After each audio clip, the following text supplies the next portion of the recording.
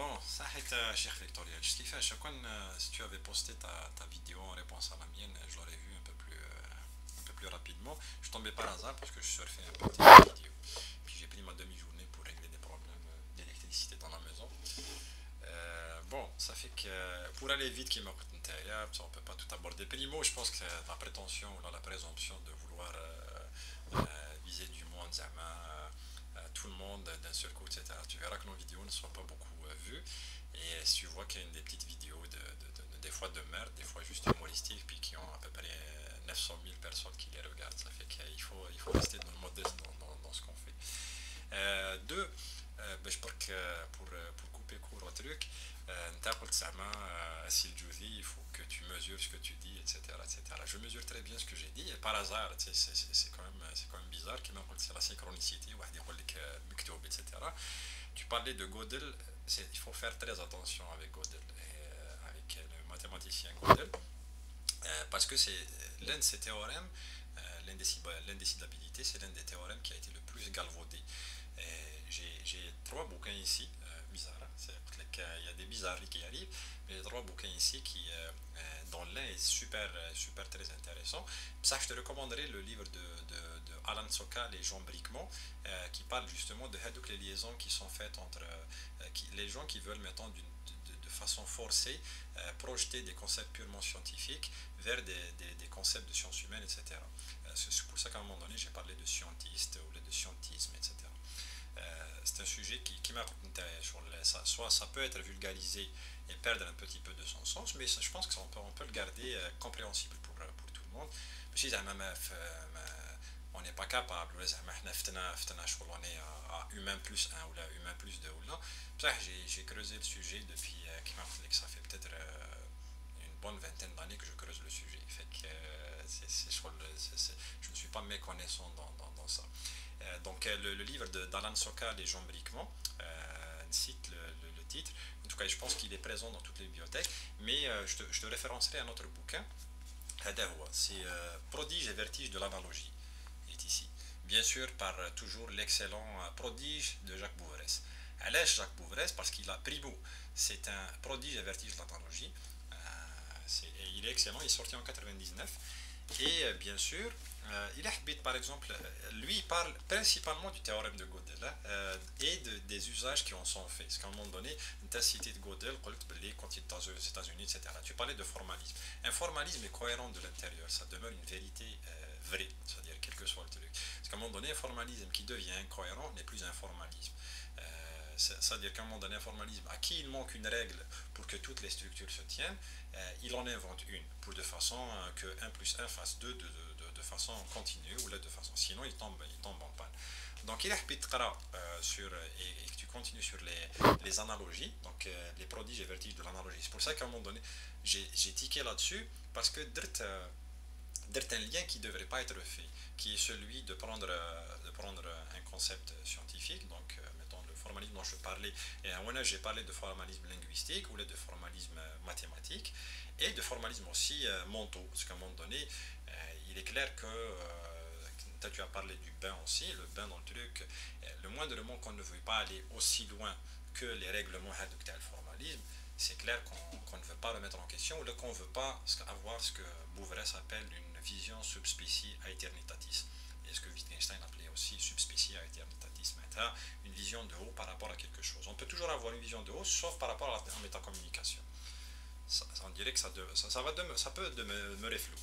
N'est-ce qui sont, mettons, quand je cite des philosophes, mettons, qu'ils soient français ou allemands, ou là, pour moi, les philosophes, c'est des êtres humains, et puis pour moi aussi, le concept de Jahili, j'aurais pu citer, si Ibn Rushd ou si Ibn Battuta, etc., ou je ne sais pas qui d'autre avait parlé de ce sujet, je l'aurais cité pareil. Pour moi, le concept de Jahili est un concept complètement qui n'a aucun sens du point de vue de l'évolution de l'histoire de l'humanité. Pour moi, il y a une continuité de l'histoire de l'humanité. Il n'y a pas soudain un peuple qui était dans l'humanité dans la Jahiliya, soudain il est rentré dans les Lumières. Makash Menha, c'est un concept qui n'a aucun sens du point de vue humain. Donc pour moi, si je peux citer Platon, et puis du jour au lendemain je peux te citer le truc, pour moi ça fait partie de l'histoire de l'humanité. Donc si je cite ces philosophes hadou, c'est parce qu'ils ont abordé des sujets peut-être qui sont plus d'actualité ou là, parce que la pensée humaine est arrivée à un point où il pouvait aborder ces problèmes de métaphysique avec des termes un peu plus pointus. Et il pouvait délimiter leur contour. Donc, il a de quelque chose d'intéressant et quelque part, c'est le passage du nord-ouest, Haulik. Win, justement, de Michel Serres, il a écrit des choses super intéressantes. Qui m'a, c'est ce que je disais la dernière fois à Paris, le passage du nord-ouest de Michel Serres. Donc Paris Samy, c'est super intéressant. En même temps, si tu lis ça, il faut que tu lis ça aussi. Le philosophe chez les autophages, toujours de Jacques Bouvresse. Okay. Donc le passage du nord-ouest, oui, il essaie de trouver le lien Hedek, probablement inexistant aussi, entre, mettons, la subjectivité et l'objectivité. Et le philosophe chez les autophages, c'est un livre qui est très critique à l'égard de ça. Il s'attache à ce qu'on appelle la raison pure. Mais si la raison pure selon Kant ou là. Je reviens au formalisme. Donc le formalisme, je n'ai pas lancé le sujet en méconnaissance de cause, je l'ai lancé en très bonne connaissance de cause. Ce qui m'a rappelé que ça fait quand même 20 ans que je planche là-dessus, au moins. Mais les comptes quasiment pendant l'université et après aussi. Et donc, les parallèles ou là, les analogies plus ou moins bancales, moi je trouve, je trouve que c'est des analogies boiteuses. Et il faut une taille, tu fais attention. Parce que moi j'ai creusé le sujet, puis j'ai étudié le Gödel en long, en large et en travers, et j'ai étudié le théorème de décidabilité et ses usages un peu flous dans les sciences humaines, etc. Donc, mais par contre, c'est l'aveu Hedex qu'à un moment donné, admettre le point de départ. Haulik, le point de départ d'Eli, et puis après ça, me remettre, est-ce que je me remets en question, là je me remets pas en question, etc. Et puis c'est pas du blablabla. Parce que comme collègue. Blablabla, c'est du sarcasme. Et puis, c'est soit la raison Keina, soit la raison Makesh. C'est pas du blablabla. Et c'est pas de la rhétorique. Mais à un moment donné, quand on parle, il faut être. C'est une question d'honnêteté. C'est pas une question de détail. Ouais, t'es trop pointilleux. Non, non, non. C'est une question d'honnêteté. Est-ce que je suis capable, ce que j'avais expliqué la dernière fois, prendre, mettons, une proposition, puis après ça, la décomplexifier, puis après ça, mettre les opérateurs les propositions. Donc là, chaque proposition, on la subdivise, trouver son état de vrai ou faux, puis après ça, mettre des opérateurs les propositions, de façon à dire, la grosse proposition qui a été atomisée est vraie ou fausse, mais si elle me plaît ou ne me plaît pas, mais si subjectivement je m'y confonds, etc. Et puis après ça, il faut séparer les référentiels. Si je parle de politique, on parle de politique. Si je parle de science, on parle de science. Si je parle de subjectivité ou de métaphysique, on parle de métaphysique. Si je parle de raison, on parle de raison.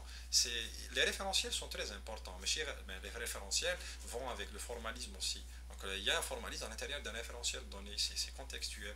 La religion va à l'intérieur de ça. Je t'ai suggéré les bouquins.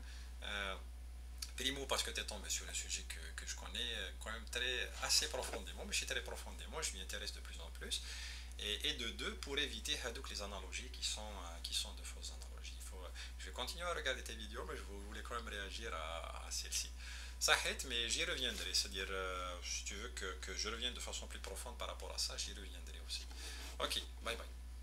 Ça arrête à tout le monde. Si vous n'avez pas compris, vous faites des commentaires, puis j'explique.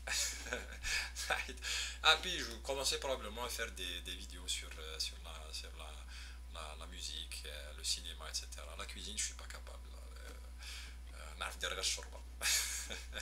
Puis, je ne fais pas que des solides locales, des fois je fais des réponses aussi. Ok, ciao.